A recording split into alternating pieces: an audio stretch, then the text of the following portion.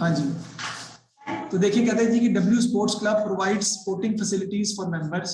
The club also runs a shop for the sale of sports clothing. O level का मई जून 1822 का हमारा question है ये जो हम सॉल्व करने जा रहे हैं। तो following information is available. Balance brought down दिया हुआ, सब्सक्रिप्शन है, sale of tickets for special events है, shop sales of sports clothing है, अदर इनकम दी हुई है, shop purchases of sports clothing है, कैटरिंग फॉर स्पेशल इवेंट है, वेजेस है, जनरल एक्सपेंसेस, रेंट दिया हुआ है, बैलेंस कैरिड डाउन है। मेन सोर्स ऑफ इनकम जो है वो आपकी सब्सक्रिप्शन होती है। आपने इसका लेक्चर पहले लिया। सबसे पहले तो ओपनिंग क्लोजिंग डाटा दिया है, नीचे पढ़ते हैं। सब्सक्रिप्शन इन एरियर्स दी हुई, ओपनिंग और क्लोजिंग, इन एडवांस भी दी हुई, ओपनिंग क्लोजिंग, इन्वेंटरी दी हुई, ओपनिंग क्लोजिंग, ट्रेड पेबल्स दिए हुए, अदर पेबल दिए हुए स्पेशल इवेंट के, नॉन करंट एसेट्स दिए हुए आपको, रेंट एक्रूड है। The subscription received for the in the year included all subscription in arrears on 1st May 2017. The wages include 900 for the sports clothing shop and 180 for the special event. The special event was organized in March 2018. कह रहा है wages include 900 for the sports clothing shop, यानी जो wages हैं उसमें से 900 जो है वो sports clothing shop से related है और 180 जो है वो special event से related है, wages में शामिल है। The special event was organized in March 2018. 20% of the rent and 130 of the general expenses related to sports clothing shop. तो पहले तो आपने बनाना सब्सक्रिप्शन अकाउंट।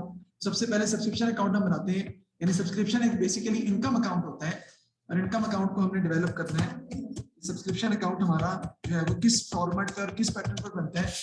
सब्सक्रिप्शन अकाउंट हमारा बेसिकली इनकम का अकाउंट है और इनकम का अकाउंट हम बिल्कुल इनकम के तरीके से बनाएंगे। आपको वैसे भी अकाउंट बनाना आना चाहिए, क्योंकि सिंपल इनकम का अकाउंट बनाना भी पेपर में आपके आ जाता है। ये डॉलर के साइन हम बना लेते हैं। इधर आपका आता है एक्रूड ब्रॉट डाउन, जी इधर आपका आ जाता है जी एक्रूड कैरिड डाउन, इधर आपका आ जाता है प्रीपेड ब्रॉट डाउन, इधर आपका आ जाता है जी प्रीपेड कैरिड डाउन। सब्सक्रिप्शन जो आपने टोटल रिसीव की है कैश की सूरत में वो इधर आ जाएगी आपकी कैश फिगर। टोटल सब्सक्रिप्शन आप रिसीव कर रहे हैं कैश की सूरत में वो कैश फिगर के तौर पे आ जाएगी जी। तो अब देखते हैं सब्सक्रिप्शन एरियर्स कितने दिए हैं। 75 ओपनिंग है, 45 क्लोजिंग है। तो क्या लिखूंगा अब्दुल्ला, मैं 75 यहाँ लिख दूंगा एक्रूड ब्रॉट डाउन के नाम से जी। एरियर्स का मतलब एक्रूड है, एरियर्स का मतलब आउटस्टैंडिंग है, एरियर्स का मतलब ओइंग है, एरियर्स का मतलब सारे नाम उसमें आ सकते हैं। एक्रूड कैरिड डाउन में कितना दिया 45 का, दोनों क्वेश्चन में दिए हुए थे हमें। अगर आप देखें 75 ओपनिंग है, क्लोजिंग 45 है। इस तरह इन एडवांस दिया है, उसको प्रीपेड ब्रॉट डाउन भी बोलते हैं आप, इनकम रिसीव्ड इन एडवांस भी कह सकते हैं आप। 60 और 50 हमें दी हुई है, 60 आपकी आ जाएगी प्रीपेड ब्रॉट डाउन इधर और 50 आपकी आ जाएगी प्रीपेड कैरिड डाउन यहाँ पे आ जाएगी। कैश फिगर जितना टोटल कैश रिसीव हो रहा है हमें वो आपका आ जाएगा। सब्सक्रिप्शन जो रिसीव हो रही है टोटल ऊपर लिखी हुई है, सब्सक्रिप्शन टोटल हमें कैश कितना रिसीव हो रहा है 1820। 1820 is basically our cash figure, कि ये आपकी टोटल इनकम रिसीव हो रही है सब्सक्रिप्शन के नाम पे। आप इतने पैसे इस साल कलेक्ट कर रहे हैं, इसका टोटल कर देंगे और दोनों का डिफरेंस ले लेंगे तो आपके पास इनकम एंड एक्सपेंडिचर अकाउंट की फिगर आ जाएगी। किसकी भला, सब्सक्रिप्शन की। तो निकालें जी टोटल कितना आता है। पहले तो 1925, इधर भी आपका आ जाएगा 1925। Income and expenditure account minus करने के बाद आपका आ जाएगा जी 1800 और ये फिगर आप इनकम एंड एक्सपेंडिचर अकाउंट में बेसिकली लेकर जाएंगे या लिखी जाएगी इनकम एंड एक्सपेंडिचर अकाउंट के नाम से। आगे देखते हैं नेक्स्ट हमें क्या दिया है। सब्सक्रिप्शन अकाउंट के बाद वो कहता है आपने क्या बनाना है, एक तो शॉप क्लॉथिंग इनकम स्टेटमेंट यानी शॉप ट्रेडिंग अकाउंट बनाना है बेसिकली। आपने इनकम एंड एक्सपेंडिचर अकाउंट जो है वो अलग है, वो उसने अलग मांगा हुआ है। यहाँ पर आपने बेसिकली शॉप ट्रेडिंग अकाउंट बनाना है, तो वो मैं आपके सामने जो है वो बनाने जा रहा हूँ। सर हमें कैसे पता चलता है कि शॉप ट्रेडिंग अकाउंट आपको बनाना पड़ेगा? हमें ऐसे पता चलता है कि शॉप ट्रेडिंग अकाउंट बनाना पड़ेगा अगर आपको ओपनिंग और क्लोजिंग इन्वेंट्री जो है वो दी हो, तो आपको शॉप ट्रेडिंग अकाउंट अलग से बनाना पड़ेगा सेपरेटली। तो शॉप ट्रेडिंग अकाउंट हमें बनाना पड़ेगा क्योंकि इसमें ओपनिंग और क्लोजिंग इन्वेंट्री शॉप की दी हुई है। एक ही बात है बेटा वो। तो स्टार्ट हम करेंगे शॉप सेल से। शॉप सेल्स और स्पोर्ट्स क्लोथिंग हमारी कितनी दी हुई है 2600। शॉप सेल्स हमें दी हुई है 2600 की, जो कि मैं यहाँ पे लिख लूंगा 2600 और इसमें से मैं लेस करूंगा cost of sales, cost of sales या कॉस्ट ऑफ शॉप भी कह सकते हैं आप, लेकिन इसको कॉस्ट ऑफ सेल्स भी कहते हैं, बात एक ही है, दोनों को हम एक ही अंडरस्टैंडिंग में कंसिडर कर सकते हैं। तो कॉस्ट ऑफ शॉप में सबसे पहले आपकी आ जाएगी ओपनिंग इन्वेंट्री, ये दी हुई इन्वेंट्री स्पोर्ट्स क्लोथिंग की 400 और 550, तो 400 आपकी ओपनिंग इन्वेंट्री है जी, मैं लिख लूंगा जी ओपनिंग इन्वेंट्री मेरी कितनी है जी 400। परचेजेस, बेटा परचेजेस मुझे नहीं पता, उसके लिए मुझे अकाउंट बनाना पड़ेगा माहिर, क्योंकि हमें परचेजेस क्वेश्चन में नहीं दी हुई और ट्रेड पेबल्स ओपनिंग और क्लोजिंग दिए हुए। अगर ट्रेड पेबल्स ओपनिंग और क्लोजिंग क्वेश्चन में मौजूद हो तो आपको पीएलसीए बनाकर ट्रेड परचेजेस फाइंड करनी पड़ती हैं, तो हम पीएलसीए डेवलप करते हैं ताकि हम टोटल क्रेडिट परचेजेस फाइंड कर सकें। तो ये पीएलसीए का मैं अकाउंट बनाऊंगा सबसे पहले, और पीएलसीए बेसिकली होता किसका अकाउंट है, ट्रेड पेबल्स का अकाउंट होता है, क्रेडिटर्स का अकाउंट होता है बिल्कुल। ट्रेड पेबल्स में आपका इधर आता है ब्रॉड डाउन, ब्रॉड फॉरवर्ड भी कह सकते हैं आप इसको, वैसे इधर आपका आता है कैरिड डाउन, इधर आपकी आती है पेमेंट टू ट्रेड पेबल, यानी जितनी आप पेमेंट कर रहे हैं ट्रेड पेबल को वो आ जाती है, और यहाँ पर आपकी आती है क्रेडिट परचेज। याद रखिएगा कि क्रेडिट साइड पर, डेबिट साइड पर डिस्काउंट रिसीव भी आता है, आ सकते हैं डिस्काउंट रिसीव भी, डेबिट साइड पर परचेज रिटर्न भी आ सकती है जी, बिल्कुल वही है एग्जैक्टली। तो देखते हैं, असल तो बात ये नहीं है, असल बात तो ये है कि मैंने बताया था कि ये जो चीजें आपको बनानी पड़ती है, कब बनानी पड़ती है वो याद रखना ज्यादा जरूरी है। अगर आपको ओपनिंग क्लोजिंग इन्वेंट्री दी हुई है तो शॉप ट्रेडिंग अकाउंट बनना है, अगर आपको ओपनिंग क्लोजिंग ट्रेड पेबल दिए हैं तो आप पीएलसीए बनाएंगे, हर सवाल में थोड़ी बनेगा। कल मैंने क्वेश्चन कराया था उसमें इन्वेंट्री, हमने कोई इन्वेंट्री यूज नहीं की, इन्वेंट्री थी नहीं उसके अंदर, ना ही उसमें ट्रेड पेबल अकाउंट बना था, क्योंकि उसमें भी ट्रेड पेबल्स ओपनिंग क्लोजिंग मौजूद नहीं थे। तो ट्रेड पेबल्स कितने दिए हुए हैं, 200 ओपनिंग है और 140 क्लोजिंग है, तो यहाँ पे लिख लेंगे जी 200 आपके ओपनिंग आ जाएंगे और यहाँ पे आ जाएंगे 140 क्योंकि क्लोजिंग है। पेमेंट टू ट्रेड पेबल आप कितनी कर रहे हैं, ये देखिए shop purchases of sports clothing, ये लिखा हुआ है रेसिडेंट पेमेंट अकाउंट में shop purchases of sports clothing 1400, वो मैं यहाँ पे रिकॉर्ड कर लूंगा। तो पेमेंट आपकी आ जाएगी कितनी 1400, और इसका डिफरेंस जो है वो हम निकाल कर क्रेडिट परचेजेस जो है वो फाइंड कर लेंगे जी। टोटल कितना आता है 40 जी, 1340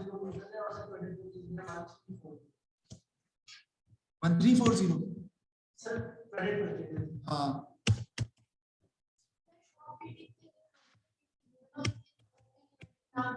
तभी बनाएंगे देखो, क्योंकि जब बिजनेस नया स्टार्ट हो रहा हो तो उस क्वेश्चन के अंदर कोई भी ओपनिंग इन्वेंटरीज मौजूद नहीं होंगी, और हमने ये पहले पढ़ा भी है, मैन्युफैक्चरिंग में भी पढ़ा है, तब तो नहीं बन सकता जी, ऐसे ही है। तो क्लोजिंग इन्वेंट्री कितनी दी हुई है आपको, इन्वेंट्री 550 की दी हुई है, वो हम इसमें से क्या कर देंगे, माइनस कर देंगे आप 550, आपका नॉन कॉस्ट ऑफ सेल्स का आंसर जो है वो आ जाएगा, बताएं कितना आता है, आपके पास आ जाएगा जी 1190, ये हम माइनस कर देंगे, तो आपके पास बेसिकली आंसर क्या आ जाता है पता है, ग्रॉस प्रॉफिट आपका आ जाएगा, कितना आता है जी ये 1410। इसमें से बेटा हम लेस कर देंगे शॉप एक्सपेंसेस, शॉप एक्सपेंसेस जो शॉप से रिलेटेड एक्सपेंसेस है ना, वो आप यहाँ पर डायरेक्टली शॉप के जीपी में से हम क्या कर देंगे, माइनस कर देंगे। नहीं बिल्कुल नहीं, ट्रेडिंग अकाउंट बनता है शॉप का, क्योंकि जो आप एक नॉन प्रॉफिट ऑर्गेनाइजेशन के अंदर आपने एक रिफ्रेशमेंट क्लब खोला हुआ है, एक बार ओपन की हुई है, एक शॉप ओपन की हुई है, जहां से आप ट्रेडिंग एक्टिविटी कर रहे हैं, ट्रेडिंग एक्टिविटी का मतलब है परचेज और सेल कर रहे हैं, उसका अकाउंट जो हम सेपरेट बनाते हैं वो कहलाता है शॉप ट्रेडिंग अकाउंट। और ये आप कह सकते हैं कि ये जीपी तक होता है नॉर्मल इनकम स्टेटमेंट में, लेकिन अगर शॉप से या बाहर से रिलेटेड कोई एक्सपेंसेस है तो वो भी इसके अंदर आपको शामिल करने पड़ेंगे, लिखने पड़ेंगे, क्योंकि उसका ताल्लुक शॉप से मैंने बताया भी था, शॉप के ऊपर जो एम्प्लॉय रखा हुआ, जो बंदा चीजें बेचता है शॉप पे खड़े होकर, उसकी वेजेस इसी में आएंगी ना, वो इनकम एक्सपेंडिचर अकाउंट में नहीं जाएगी, तो शॉप पेजेस हैं।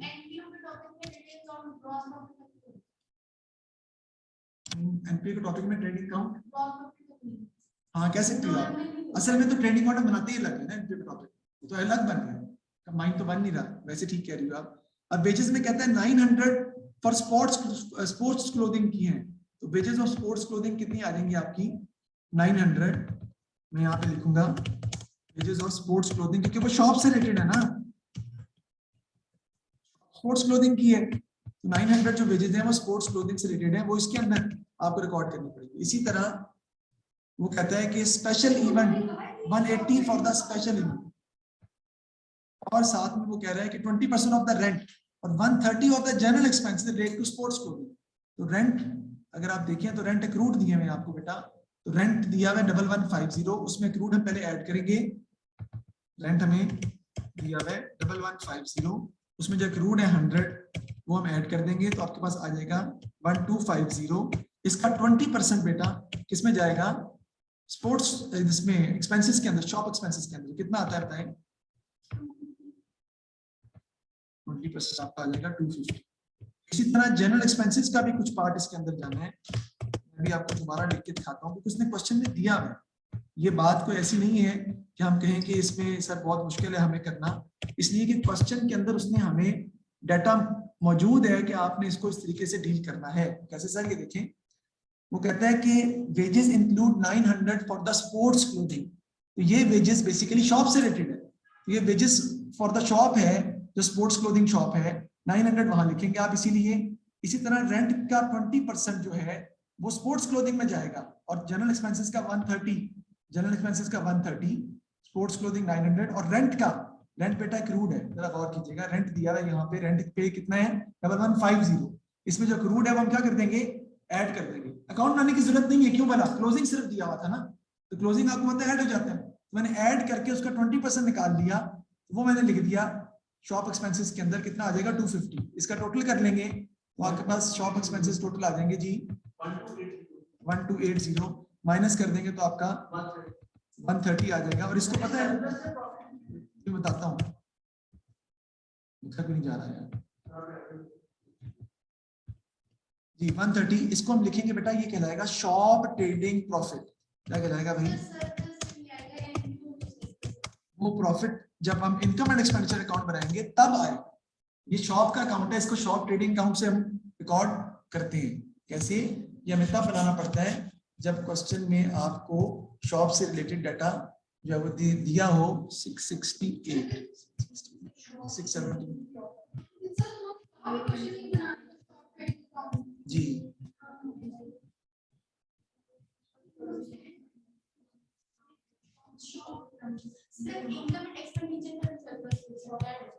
इनकम एंड एक्सपेंडिचर में आप इनकम्स और एक्सपेंसेस माइनस करते हैं, उसमें इन्वेंटरीज या ग्रॉस प्रॉफिट से रिलेटेड और कोई चीजें मौजूद नहीं होती। और मैंने आपको जब क्वेश्चन समझाया था तो फिर हमें क्या जरूरत थी मुझे बताने की कि जब इन्वेंटरी दी हो तो शॉप ट्रेडिंग अकाउंट बनता है, क्या जरूरत थी मुझे बताने की कि ट्रेड टेबल और ट्रेड क्लोजिंग ट्रेड टेबल दिए हो तो आपको पीएलसीए जो है वो बनाना पड़ेगा। ये सब चीजें बताने की जरूरत फिर समझ में आती नहीं है, इसलिए आई थी आपकी कि आपको उसमें बनाना पड़ना था, जैसे कि ये आपके सामने है।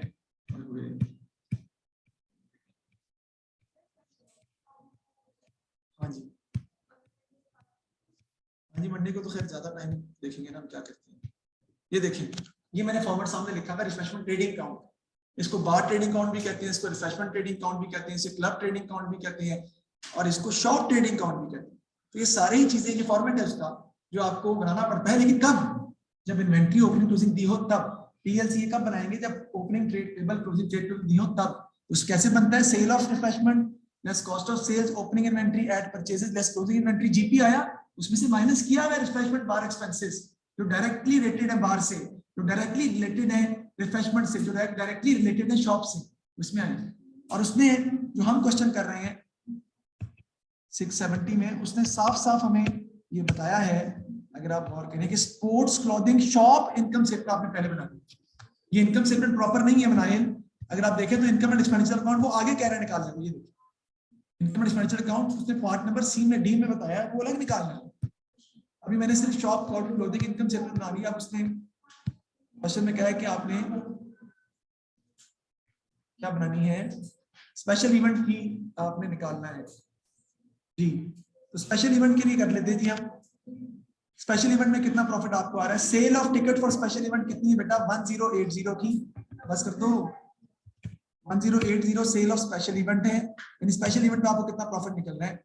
उसके बाद स्पेशल इवेंट का क्या हो रहा है, कैटरिंग फॉर स्पेशल इवेंट है -600 कर देंगे इसमें हम, क्योंकि ये स्पेशल इवेंट में से एक्सपेंसेस माइनस हो रहे हैं आपके। उसके बाद स्पेशल इवेंट के और कोई एक्सपेंसेस अगर आप दिए हो तो उसने क्वेश्चन में बताया हुआ है कि स्पेशल इवेंट अदर पेबल भी हैं कितने के 250 के, ये भी माइनस हो जाएंगे -250। और उसने बताया हुआ है कि वेजेस में से भी कुछ अमाउंट स्पेशल इवेंट से रिलेटेड है, और वो कितनी दी हुई हमें, wages include 900 for sports clothing shop and 180 for special event. 180 जो है वो वेजेस का स्पेशल इवेंट की वेजेस है, तो आंसर कितना आपका आ जाएगा, ये आपका आंसर आ जाएगा स्पोर्ट्स क्लोथिंग कह रहा हूँ, स्पेशल इवेंट का प्रॉफिट आ जाएगा।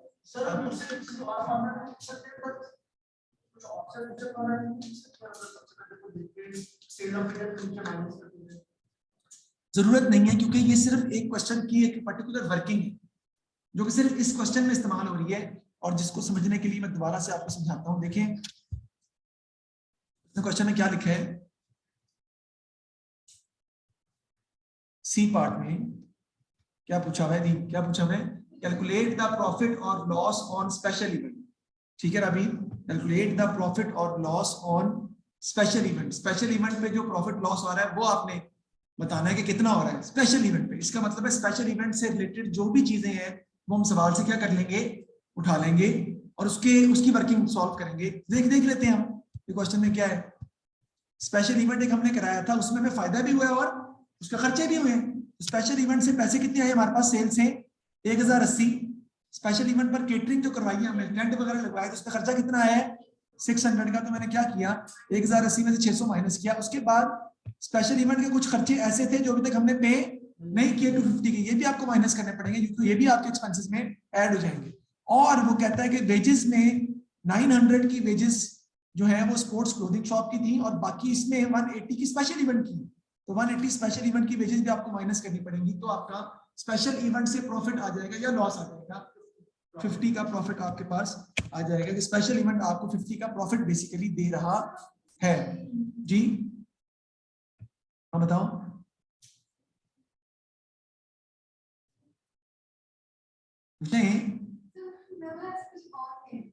अच्छा, सबसे पहली बात तो ये है कि सर ये स्पेशल इवेंट एक नई चीज आ गई है। हाँ जी, क्योंकि उसने क्वेश्चन में एक सेपरेटली कैलकुलेट करना पड़ेगा, और इसका असल में तो ये क्या कहते हैं उसे, इनकम जो हमारी थी वो इनकम में सारी ऐड हो सकती है, और जितने एक्सपेंसेस थे सारे एक्सपेंसेस में भी लिख सकते हैं आप। लेकिन उसने क्वेश्चन के अंदर ही बता दिया कि आप स्पेशल इवेंट से रिलेटेड जो इनकम और एक्सपेंसेस हैं उनका पहले ही नेट इफेक्ट निकाल दो। दोबारा रिपीट कर रहा हूँ, स्पेशल इवेंट से रिलेटेड जो इनकम्स हैं जो आपने इनकम्स में लिखनी थी, और स्पेशल इवेंट से रिलेटेड जो एक्सपेंसेस हैं जो आपने एक्सपेंसेस में लिखने थे, उसका नेट इफेक्ट डायरेक्टली आप पहले निकाल के दिखा देंगे। उसमें क्वेश्चन में मांगा है profit loss on special event, तो स्पेशल इवेंट से रिलेटेड सारी इनकम ऐड करके उसमें से एक्सपेंसेस माइनस कर देंगे, तो स्पेशल इवेंट का प्रॉफिट आपको आ रहा है 50 का, वो हमने कैलकुलेट कर लिया है। और अब आगे हम इनकम एंड एक्सपेंडिचर अकाउंट में सिर्फ स्पेशल इवेंट का प्रॉफिट ही लिखेंगे, क्योंकि सारे एक्सपेंसेस और इनकम अलग अलग लिखने की जरूरत नहीं है। क्यों सर? क्योंकि हम उन्हें पहले ही कैलकुलेट कर चुके हैं, दोबारा कैलकुलेट करने की क्या जरूरत है। जी जी आप कुछ कह रहे थे।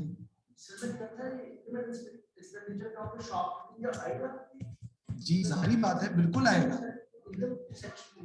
हाँ जी, तो मैं इनकम के सेक्शन में ही लिखूंगा। सबसे पहले आपकी आ जाएंगी जी इनकम्स,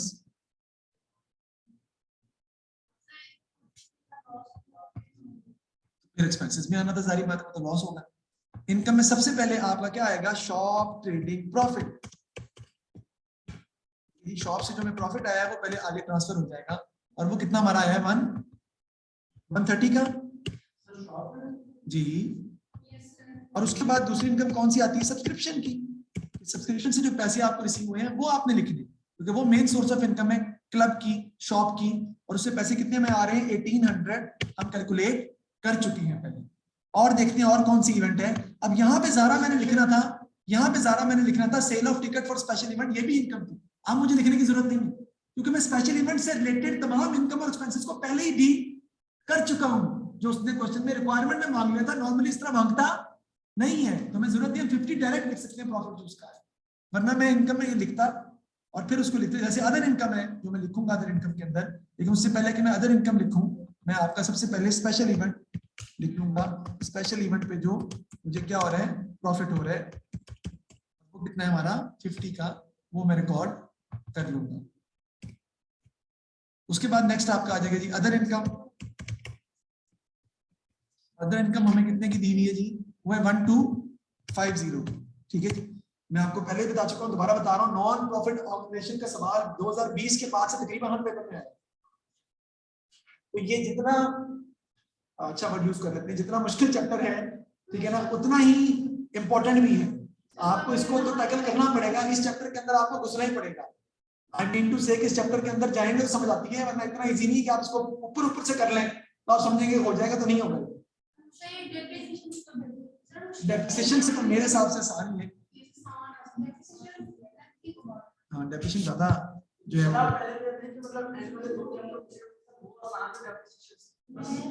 ये एंड वाले ये वही है जो हम कर रहे हैं।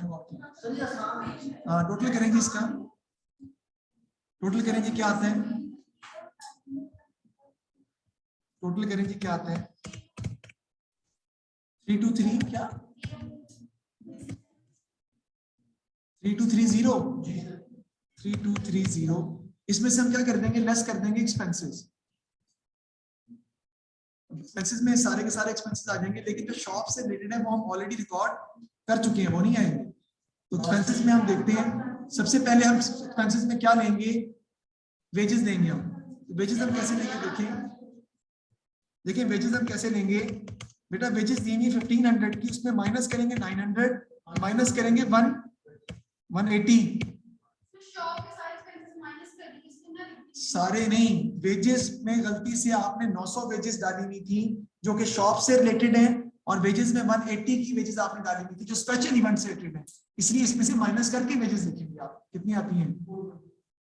सवाल ये उठता है कि सर क्यों माइनस करेंगे, क्योंकि 900 और 180 को मैं पहले ही शॉप ट्रेडिंग अकाउंट में रिकॉर्ड कर चुका हूं, दोबारा तो नहीं ना एक्सपेंसेस में लिखना, वहां डील हो चुकी है पहले से, उसी का प्रॉफिट तो आगे लेके आया हूं। मतलब यानी क्या हुआ कहने का कि आपने वैसी इनकम मैंने बताया था इनकम स्टेटमेंट की तो इससे की है जी। तो वेजेस के बाद देखते हैं, वेजेस के बाद हमारे हैं जनरल एक्सपेंसेस कितने के, 1900 के। तो मैं लिख लूंगा जी यहाँ पे जनरल एक्सपेंसेस आपके आ जाएंगे कितने के जी, 1900 के। सॉरी, जनरल एक्सपेंसेस को हम देखते हैं, जनरल एक्सपेंसेस का हमें जनरल एक्सपेंसेस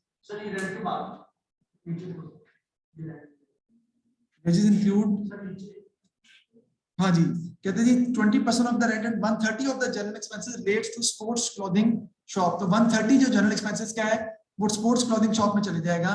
तो हम यहाँ पे कितने लिखेंगे, 1900 शामिल हैं माइनस 130 जो आएगा वो हम यहाँ लिखेंगे, कितना आता है जी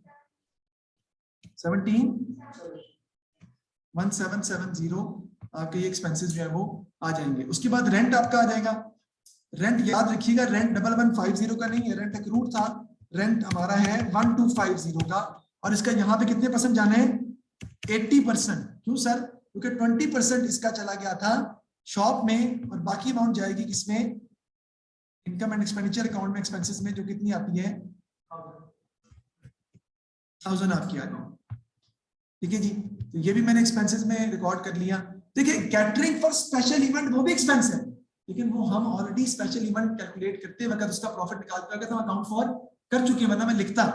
उसके अलावा नीचे भी जो एक्सपेंसेस वगैरह दिए हैं वो भी ऑलरेडी एडजस्ट हो चुका है जी, बिल्कुल। अब मैं निकालूंगा depreciation on non current assets, और वो सिंपल माइनस करके दोनों को आ जाएगी आपकी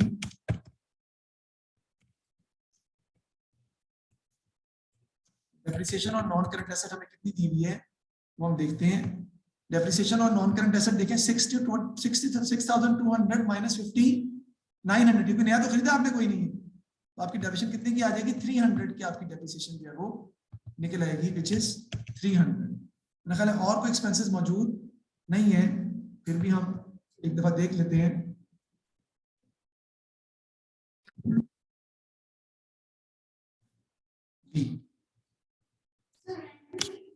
जी मैंने रेंट लिखा है, बिल्कुल मैंने जनरल एक्सपेंसेस में से 130 माइनस करके लिखा, और रेंट का देखें 1250 टोटल रेंट था जो यहाँ निकाला था, 20% शॉप में गया, बाकी 80% यहीं पे आपका रिकॉर्ड किया जाएगा। तो कर लें टोटल इसका कितना आ रहा है जी अब। हाँ जी, ये तो क्वेश्चन इतना लेंथी आएंगे। 3490 माइनस कर दें, आपका बेसिकली डेफिसिट आ रहा है मेरे ख्याल है कितने का, 260 का हमारा आ जाएगा जी डेफिसिट। डेफिसिट आपका निकला है कितने का? 260 का। चॉइस कोई नहीं होती काउंटिंग में, कोई चॉइस नहीं है, ना ही ओ लेवल में ना ही ए लेवल में। तो क्वेश्चन आपको सारे ही करने पड़ेंगे। तो आपका डेफिसिट ये निकला है और जो कि कितने का हमारा है 260 का। ये मैं क्वेश्चन सॉल्व करेंगे। हाँ, एक घंटा 45 मिनट्स होती है और 20 मिनट का सवाल है। ये क्वेश्चन थोड़े में, ये क्वेश्चन पहले आए हुए हैं ना, ये सवाल जो थे ये 30 मार्क्स के हैं, ये फर्क इसलिए थोड़े लेंथी नजर आ रहे हैं आपको।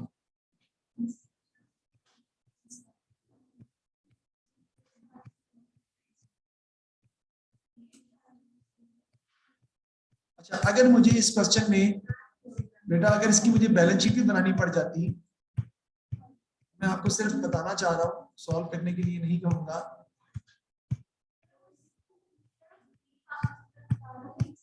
मैं निकाल देता हूँ 1 मिनट, मैं जरा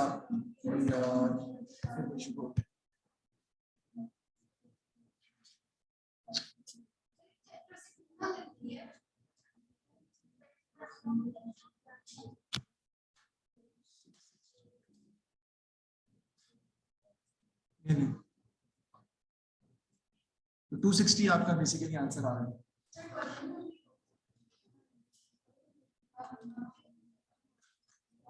अगर उसने बैलेंस शीट मांगी होती तो सिर्फ हम क्लोजिंग डाटा उठाते, याद रखिए, लेकिन बैलेंस शीट उसने मांगी नहीं हुई है, इसलिए मैं बैलेंस शीट जो है फिलहाल जो है सॉल्व नहीं कर रहा। क्वेश्चन जो आपने घर में करना है वो मुझे आपको बताना है कि आपने घर में उसको किस तरीके से सॉल्व करना है। तो ये अभी तो टाइम नहीं हुआ नहीं भाई, भाई को ऐसे नहीं करते।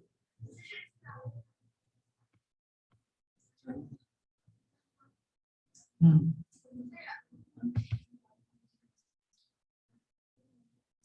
660 पेज पे क्वेश्चन है, वो करना है आपने, निकालें इसको जरा देख लेंगे। हाँ मैं वही निकाल रहा हूँ, थोड़ा मुझे मौका देगा निकलने का तो फिर ही निकालूंगा। मैं बताता हूँ, निकालता हूँ।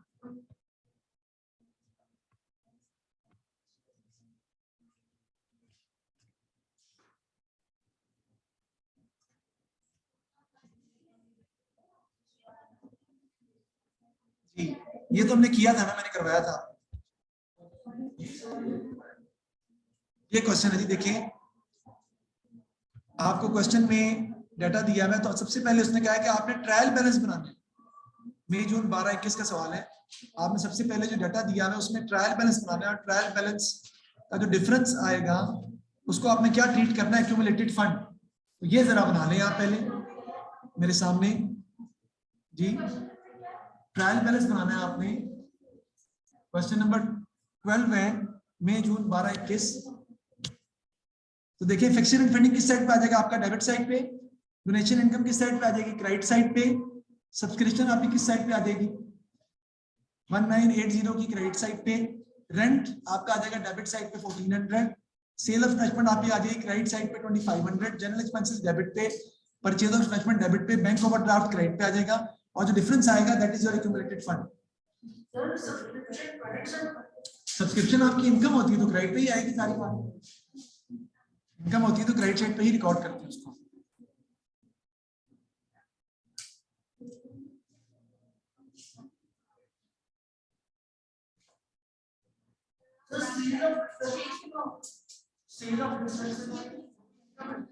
सेल ऑफ रिफ्रेशमेंट बिल्कुल भी इनकम है, क्रेडिट साइड पे आएगी।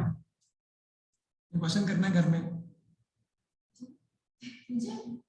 हाँ जी आपको ही करना है, ऑब्वियसली बात सबने करना है, आपने भी करना है। क्वेश्चन घर में करेंगे तो डेफिनेटली मेरी प्रैक्टिस होगी ना, वरना मैं कल और आगे जाऊंगा तो मुश्किल होगा।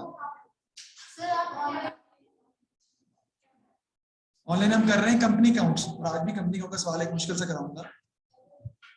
अच्छा अभी क्या बात है, आप लाइक को आपको पहले करना चाहिए यार, आप मेरे से ज्यादा लाइक को आपको मेरे से पहले करना चाहिए।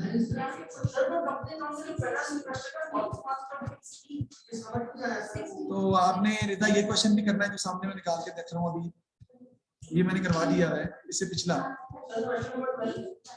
नहीं, और भी ये क्वेश्चन भी करना है आपने घर में। ये आपका है जी क्वेश्चन नंबर 9 है, अक्टूबर नवंबर 11-21 का। ये भी करना है, अक्टूबर नवंबर 11-21, क्वेश्चन नंबर 9 है। आसान है ये भी, कोई इतना मुश्किल नहीं है। तो ये 2 सवाल आपने करने हैं, बाकी इंशाल्लाह फिर इससे आगे हम चलेंगे, क्योंकि रिसीट एंड पेमेंट अकाउंट बनाना भी पेपर में आता है IGCSE के अंदर, तो वो भी हमें सीखना है।